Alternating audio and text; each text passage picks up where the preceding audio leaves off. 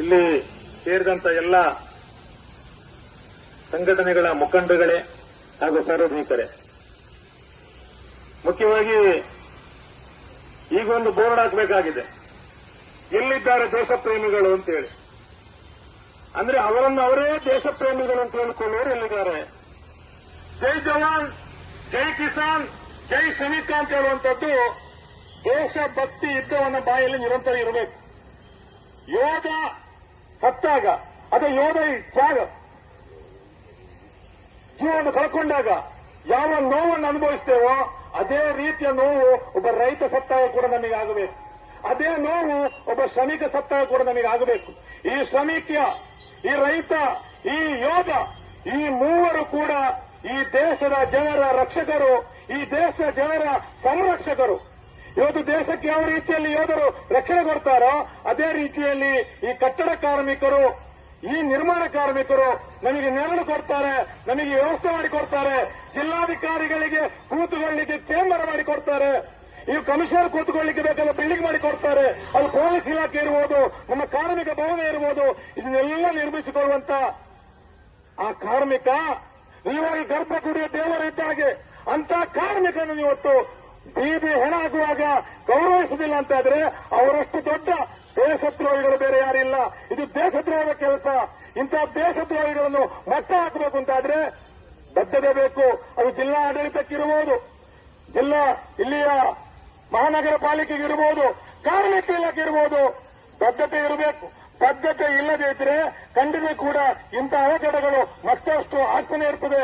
ಇತ್ತೀಚೆಗೆ ಒಂದು ಪುತ್ತೂರಿನಲ್ಲಿ ನಡೆದ ಘಟನೆ, ಒಬ್ಬ ಬಿಲ್ಡಿಂಗ್ ಮೇಲೆಯಿಂದ 4ನೇ ಮಳೆಗೆ ಕೆಳಗೆ ಬೀಳ್ತಾನೆ. ಅವನ ಕಾಲಿಗೇನೋ ಫ್ರಾಕ್ಚರ್ ಆಗಿದೆ ಅಂತ ಹೇಳಿಕೊಂಡು ಅಲ್ಲಿಯ ಕಾಂಟ್ರಾಕ್ಟರ್ ಅನ್ನು ತಗೊಂಡೋಗಿ ಖಾಸಗಿ ಆಸ್ಪತ್ರೆ ತಗೊಂಡು ಹೋಗ್ತಾರೆ. ಅಲ್ಲಿ ನೋಡುವಾಗ ಅದು 1.25 ಲಕ್ಷ ರೂಪಾಯಿ ಆಗ್ತದೆ. ಅಲ್ಲಿ ಕಟ್ಟಬೇಕು ಅಂದಾಗ ಈ ಕಾಂಟ್ರಾಕ್ಟರ್ ಮಾಯ ಎಲ್ಲಿಗೆ ಹೋದ ಅಂತಲೇ ಇಲ್ಲ.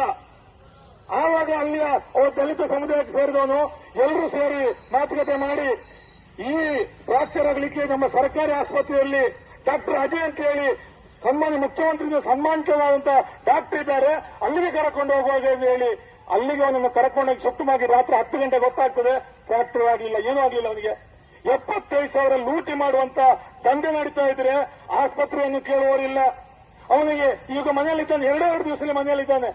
ಅಂದ್ರೆ ಕಟ್ಟಡ ಕಾರ್ಮಿಕರ ಭದ್ರತೆ ಬಗ್ಗೆ, ಅವನ ಕೆಲಸದ ಭದ್ರತೆ ಬಗ್ಗೆ ಕಿಂಚಿತ್ತು ಯೋಚನೆ ಇಲ್ಲಂತ ದುರಾವಸ್ಥೆ ನಮ್ಮ ಜಿಲ್ಲೆಯಲ್ಲಿ ಇದೆ.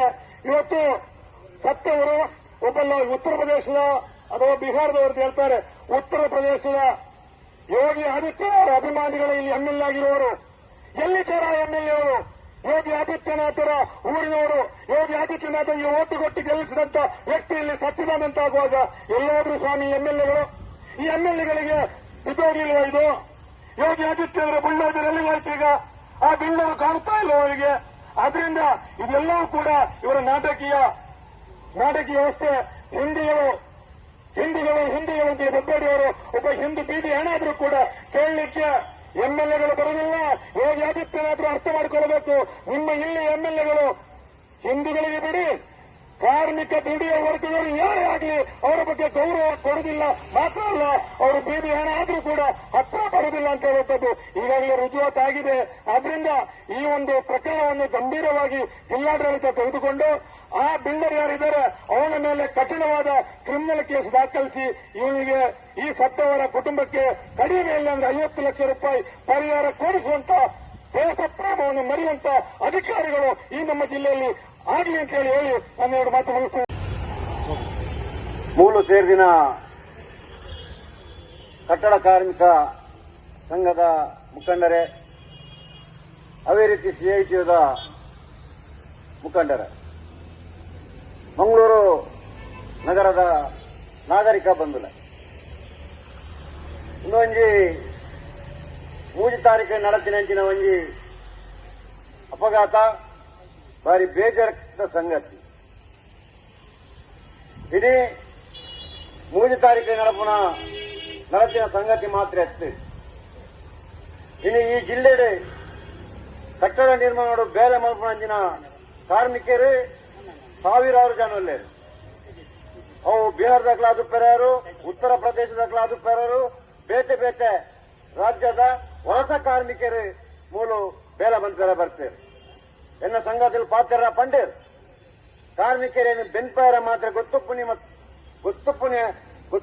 ಮಾತ್ರ ಅಕ್ಕಳಿಗೆ ಸರಿಯಾಯಿನ ಐಕ್ ಬೋಡಾಪಿನಂಜಿನ ವ್ಯವಸ್ಥೆ ಜಿಲ್ಲಾಡಳಿತ ಬಂದ್ಕೊಡಾಯಿನ ಐತೊಟ್ಟಿಗೆ ಮೂಲಿತ್ತಿನ ಕಾರ್ಮಿಕ ಇಲಾಖೆದ ಅಧಿಕಾರಗಳನ್ನು ತೋರಿಸಿನ ಜವಾಬ್ದಾರಿ ಮೂಲಿತ್ತಿನ ಅಧಿಕಾರನಕ್ಲಿ ಆದ್ರೆ ಇನ್ನು ಕಟ್ಟಡ ಕಾರ್ಮಿಕರ ಮಂಡಲ ರಚನೆ ಆಗ್ತದೆ ಹಲವಾರು ಸವಲತ್ತುಂಡು ಆಡ ಆ ಮಂಡಲಗಳ ದಾದ ನಡಪು ಕೊಂಡ್ಕೊಂಡಂಜಿನ ಕಾರ್ಮಿಕರಿಗೆ ಗೊತ್ತಿಜ್ಜನ್ನಂಚಿನ ವಿಚಾರ ಅವನುಂಡು ಇನ್ನು ಕೋಟ್ಯಾಂತರ ಮಂಡಳಿ ಕಾಸಿತ್ತಲೆ ಕೋಟ್ಯಾಂತರ ಮಂಡಳಿ ಕಾಸಿತ್ತಿನ ಕೊರೋನಾ ಸಂದರ್ಭಗಳು ಬೇತೆ ಬೇತೆ ರಾಜಕೀಯಗಳು ಕಾರ್ಮಿಕರಿಗೆ ಹಲವಾರು ತಿಟ್ಟು ಬೊಕ್ಕೊಂಜಿ ಪಂಪಲೆ ಕೊಡ್ತು ಐದು ಭ್ರಷ್ಟಾಚಾರ ಮಂತದ್ದು ಹಲವಾರು ಕೋಟಿ ಕಾಸಿನ ಅಧಿಕಾರಗಳು ನಿಂಗಿರು ಪಾರ್ದೇವೆ ಇನ್ನೇನು ಸಿದ್ದರಾಮಯ್ಯ ಅಧಿಕಾರ ಜೊತೆ ಪಂಡೇವೆ ಅವೇ ನೀವು ತನಿಖೆ ಮಲ್ಪ ಏರೇರಿ ಏತೈತೆ ತಿರ್ಚರ್ ಪಂಪನಿಗಳು ಕಕ್ಕವ ಪಂಪನಿ ಸಿದ್ದರಾಮಯ್ಯ ಪಂಡೇರು ಏತೆ ಸಿದ್ದರಾಮಯ್ಯ ಮಣಿಪಲ್ಲಿ ಕುಲ್ತಿರೋ ಪಂಪನಂಜಿನ ಪ್ರಶ್ನೆ ಒಂದು ಕಾರ್ಮಿಕ ಇಲಾಖೆ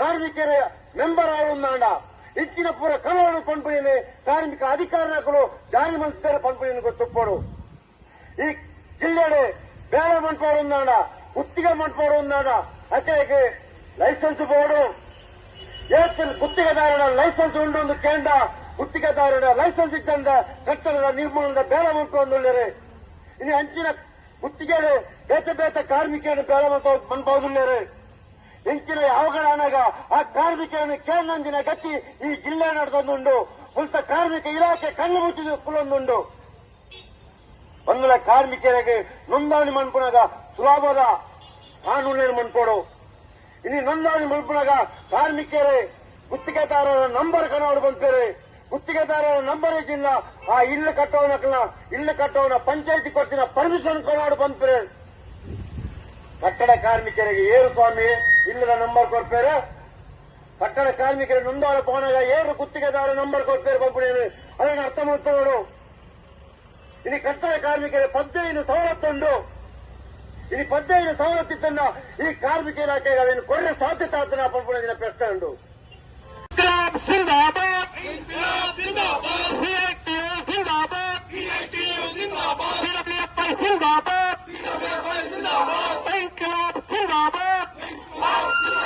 ಕಾರ್ಮಿಕರ ಸಾರಿಗೆ ಕಾರಣವಾದ ಜಿಲ್ಲಾಡಳಿತ ಮತ್ತು ಬಿಲ್ಡರ್ಗಳ 16,000 ನಿರ್ಲಕ್ಷ್ಯವನ್ನು ಖಂಡಿಸಿರಿ. ಕಾರ್ಮಿಕರ ಸಾರಿಗೆ ಕಾರಣವಾದ ಜಿಲ್ಲಾಡಳಿತ ಮತ್ತು ಬಿಲ್ಡರ್ಗಳ ಪ್ರಜ್ಞಾಪೂರ್ವಕ ನಿರ್ಲಕ್ಷ್ಯವನ್ನು ಖಂಡಿಸಿರಿ. ಮೃತ ಕಟ್ಟಡ ಕಾರ್ಮಿಕರ ಕುಟುಂಬಕ್ಕೆ ರೂಪಾಯಿ 50 ಲಕ್ಷ ನೀಡಲೇಬೇಕು. ಮೃತ ಕಟ್ಟಡ ಕಾರ್ಮಿಕರ ಕುಟುಂಬಕ್ಕೆ 50 ಲಕ್ಷ ರೂಪಾಯಿ ನೀಡಲೇಬೇಕು. ಜಿಲ್ಲೆಯ ನಾನಾ ಭಾಗಗಳಲ್ಲಿ ನಡೆಯುವ ಕಟ್ಟಡ ದುರಂತಕ್ಕೆ ಕಾರಣವಾಗಿರುವ ಬಿಲ್ಡರ್ಗಳ ಮೇಲೆ ಕಠಿಣ ಕ್ರಮ ಕೈಗೊಳ್ಳಿ. ಜಿಲ್ಲೆಯ ನಾನಾ ಭಾಗಗಳಲ್ಲಿ ನಡೆಯುವ ಕಟ್ಟಡ ದುರಂತಕ್ಕೆ ಕಾರಣವಾಗಿರುವ ಬಿಲ್ಡರ್ಗಳ ಮೇಲೆ ಕಠಿಣ ಕ್ರಮ ಕೈಗೊಳ್ಳಿ. ಕಾರ್ಮಿಕರ ಬದುಕಿಗೆ ಸುರಕ್ಷತೆ ನೀಡುವ ಬಿಲ್ಡರ್ಗಳ ಮೇಲೆ ಎಫ್ಐಆರ್ ದಾಖಲಿಸಬೇಕು. ಕಾರ್ಮಿಕರ ಬದುಕಿಗೆ ಸುರಕ್ಷತೆ ನೀಡುವ ಬಿಲ್ಡರ್ಗಳ ಮೇಲೆ ಎಫ್ಐಆರ್ ದಾಖಲಿಸಬೇಕು. ಇನ್ಕಿಲಾಬ್ ಜಿಂದಾಬಾದ್, ಸಿಐಟಿಯು ಜಿಂದಾಬಾದ್, ಸಿಡಬ್ಲ್ಯೂಎಫ್ಐ ಜಿಂದಾಬಾದ್. ವಲಸೆ ಕಾರ್ಮಿಕರನ್ನು ಹೀನಾಯವಾಗಿ ದುಡಿಸಿಕೊಳ್ಳುವ ಗುತ್ತಿಗೆದಾರರ ಮೇಲೆ ಕ್ರಮ ಕೈಗೊಳ್ಳಿ. ವಲಸೆ ಕಾರ್ಮಿಕರನ್ನು ಹೀನಾಯವಾಗಿ ದುಡಿಸಿಕೊಳ್ಳುವ ಗುತ್ತಿಗೆದಾರರ ಮೇಲೆ ಕ್ರಮ ಕೈಗೊಳ್ಳಿ.